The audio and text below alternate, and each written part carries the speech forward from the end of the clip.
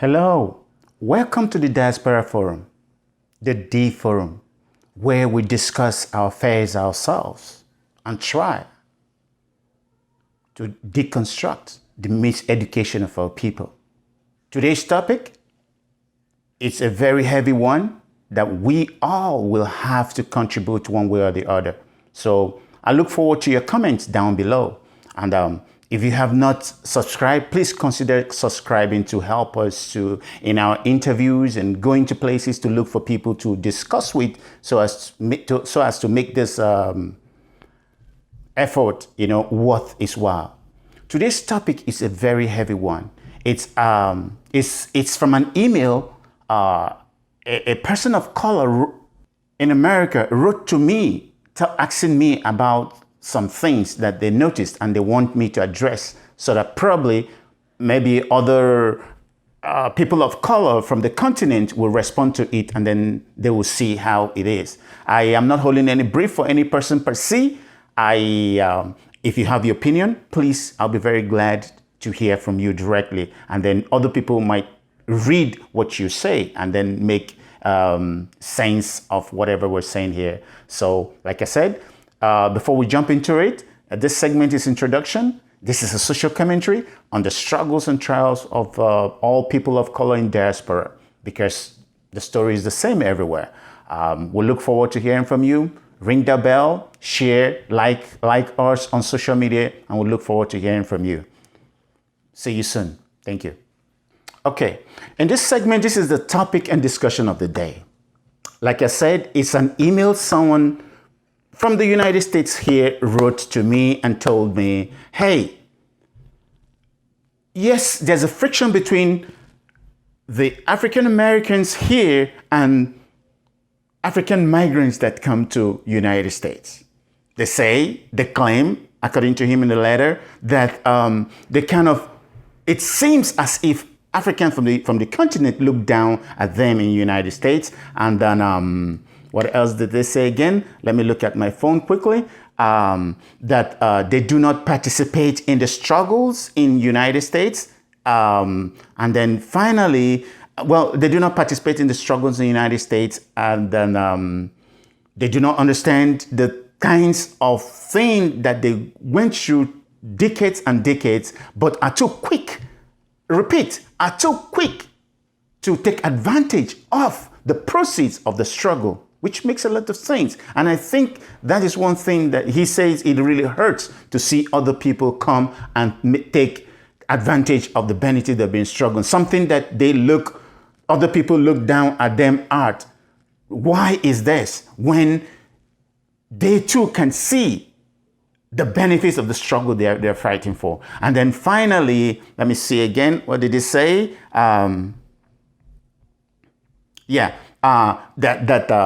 Those from outside, the migrants from the continent or even from South America, they cheapen the labor value. They cheapen the labor value because they are more subservient to the system here, when they themselves cannot get anything, because when they come, because they opened up a lot of spaces for them to operate in. They take advantage of it while they are left out in the lurch, not doing anything. So this is the topic for today. A reason for the friction that this writer believes is a reason for the friction between natives here and the immigrants coming from outside the world, whether people of color or Indians or Pakistanis or Mexicans, wherever they come from. When they come to the United States, that's the problem they have with them. So like I said, it's a heavy laden letter. I will take it one after the other. I'm not claiming to have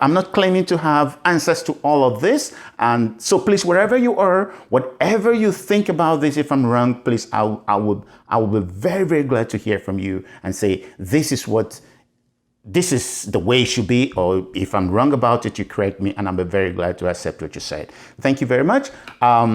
Let us go directly into it. The first thing is this, that migrants, when they come to the United States, that they kind of look down on those who have been people of color that have been here for far too long and fighting.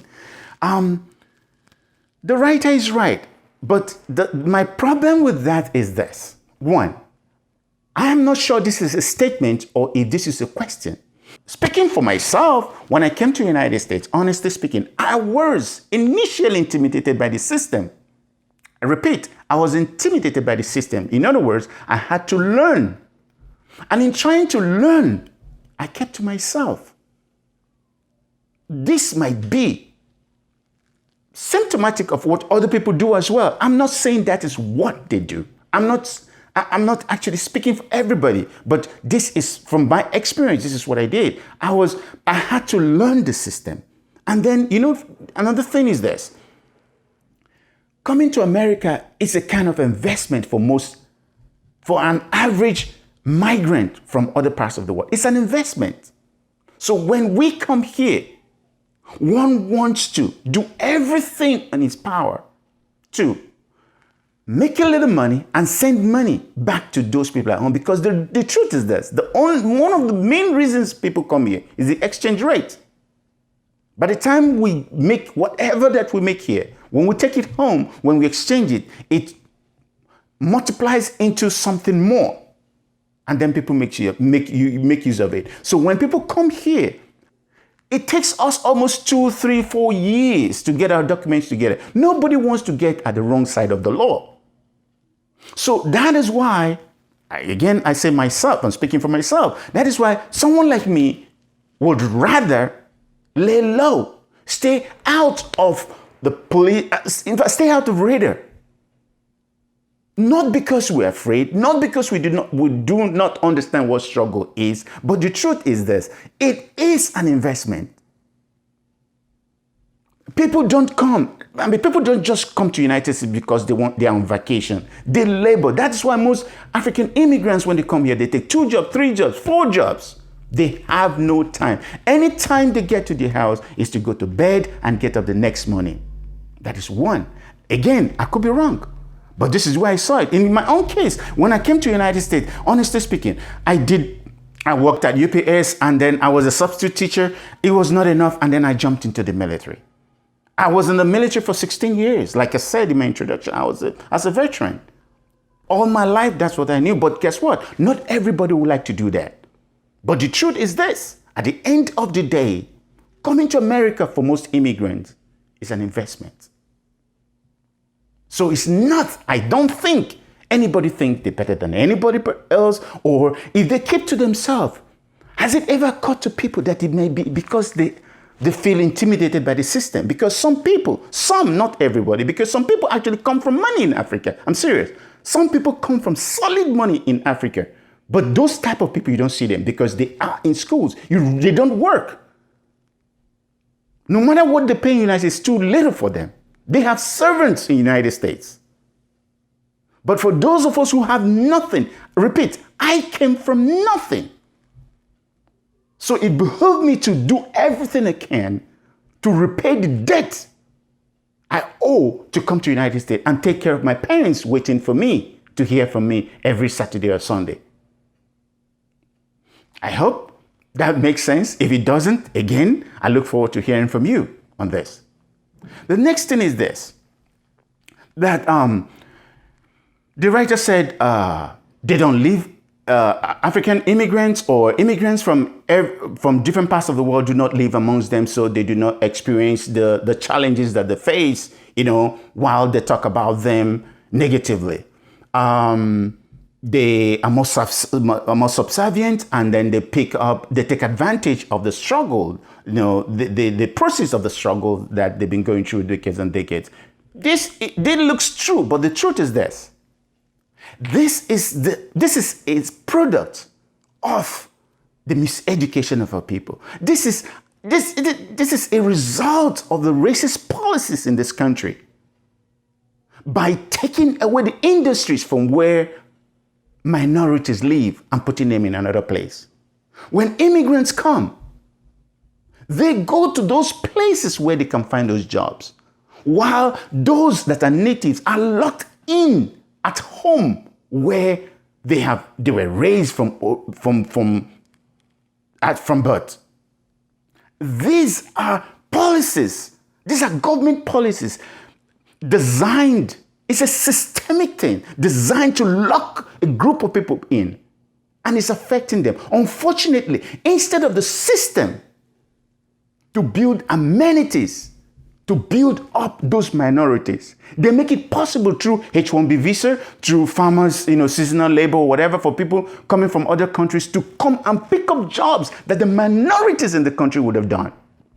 So when immigrants come, whether from India, whether from Pakistan, whether from Mexico, or whether from Africa, they naturally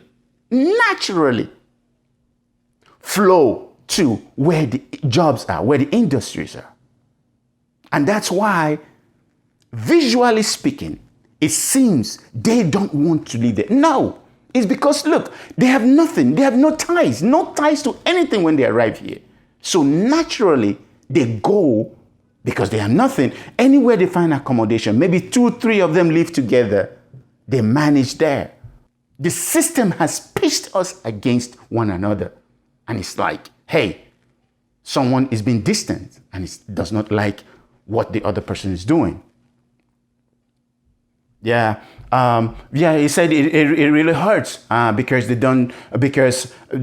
people of color of all people should understand their challenges, and the hope is that they would have understood things better and be empathic towards their struggles, and not join others in talking bad about them and all that. The truth, you're right. Honestly, whoever wrote this, you're right. But the truth is this, is the image, is what people say in the media about these things. Because the truth is this, most people of color that I know, like myself, I didn't know much until I came here than what Hollywood or what the news media gave to me.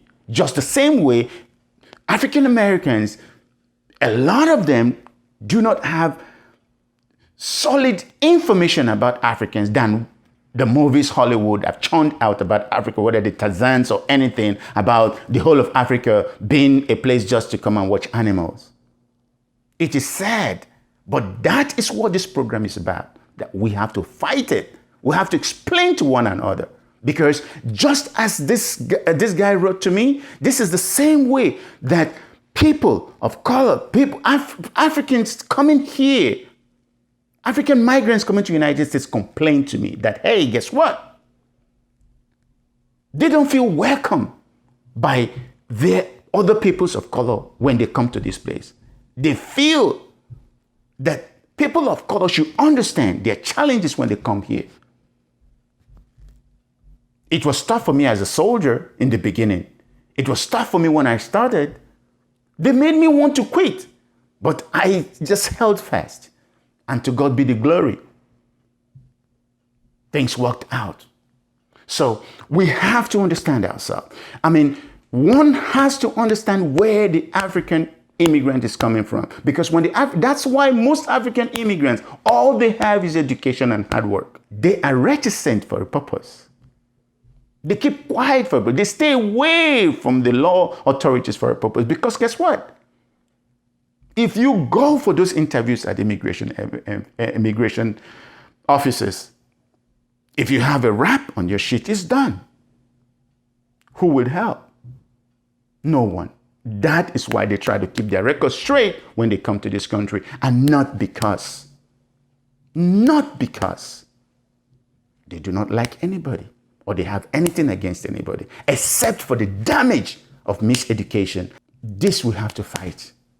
I hope I've answered you. I hope I've helped to at least expatiate on your question. And then I hope it will lead to further discussion so that next time when we meet or you raise this or when I read your comments, I'll know what to say about this. And then for those of you out there, African immigrants, if you have anything to say about this, I look forward to it, and then we'll see where we go with this. Peace.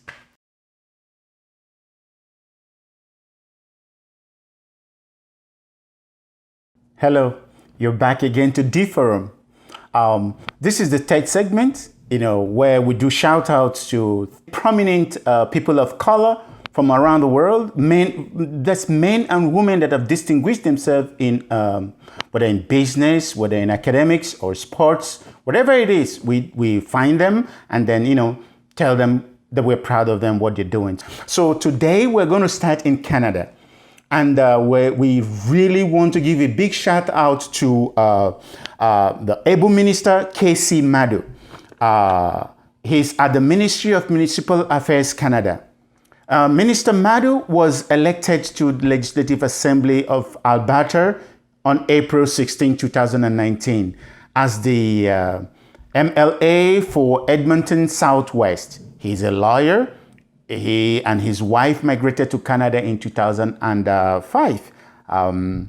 You can look this up. We are very proud of them, and we'll look forward to more, achievements from you, Mr. Madu. The next person again is from Canada. Is all the way from Canada. The person of color is doing really well, and is a very young girl for that matter. Her name is Uzoma Asagwara of Union Station. She was elected into Legislative Assembly of Manitoba, and she resides in Winnipeg. Please, once again, congratulations, Miss Uzoma. The next person again in Canada. Oh my God, they're really doing good. It's Prince Issa and his wife, Amina Odidi. In their thriving, successful pharmaceutical business in Canada. We understand they left UK for Canada, and they worked at Biovel Corporation, and they've changed the face of pharmaceutical industry in Canada. And once again, Prince Issa and your wife Amina Odidi, congratulations. We'll see what you're doing. We are very proud of you. Keep it up. And we'll come down a little bit to United States, where I will do a shout out to Dr. Ngozi Azike. Our own Ngozi Azike, she's from Nigeria. She is the acting director of the State of Illinois Department of Public Health, IDPH. She's a board certified internist and pediatrician. She's at the front lines fighting the COVID-19. And again, we greet you. We're proud of you. Keep it up. And then the next person is, he's a librarian, and children generation will talk about. His name is the able mayor, Wilmot Collins. He's the able mayor of Helena, Montana. He defeated a four-term incumbent mayor, James E. Smith, in 2017, deep in Trump country, to become the mayor there. Again, he's a librarian. Hey, Mayor, we're Helena. We're very proud of you. Keep it up. And the sixth person is our own indomitable mayor, again, of Kansas City, Mayor Quentin Lucas of Kansas City. He's a law professor. He was elected in 2019. He's a Democrat. He's the city's third African American mayor. Again, Mayor Lucas, we're proud of you. Hey, please keep the flag flying. Thank you very much. And then we'll travel a little bit and we'll go back to Nigeria. Actually, congratulations to Uduak Obio. Uduak Obio. I hope I called the name right. I pronounced the name right. He's a 16-year-old boy, a 16-year-old Nigerian with the world's best result in Cambridge. I repeat, please look it up. His name is Uduak Obio. He's 16 years old, and he has the world's best result in Cambridge, the IGCSE mathematics exam. He had 6 A's. He lives in Nigeria. Uduak Obio, congratulations. We are proud of you. And then the next one, the ninth person is coming from Russia. Again, this is Dr. Victor Olalusi. Again, I'm very sorry. I hope I pronounce this well. Again, his name is Dr. Victor Olalusi. Victor Olalusi has a 5.0 GPA, and he graduated with a 5.0 GPA as a medical student at the Russia National Research Medical University, the RNRMU, Moscow, Russia. He repeated it for 7 consecutive years while studying in Russia. 5.0 GPA. Dr. Victor Olalusi, we greet you. Congratulations. And finally, on This is incredible indeed. Please join me and we'll put a round of applause for this group of people. On June 19, 2019, out of 97 medical doctors that graduated from University of Howard, Washington, D.C., United States, 46 of these 97 were Nigerians. 46 of 97. We're proud of them. We know they're going to do great things for this country and for humanity as a whole. This is why we are here. This is why we fight miseducation. Thank you very much. I'll see you soon. Make sure you subscribe that and click the button below. Follow us on social media.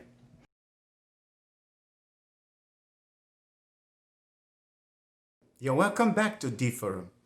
The last segment is on Proverbs. And I will give you the last proverb. The proverb of the day is a Yoruba proverb that states, "Where you will sit at your old age shows where you stood in your youth." With that, I greet you and say, have a great day till we meet again.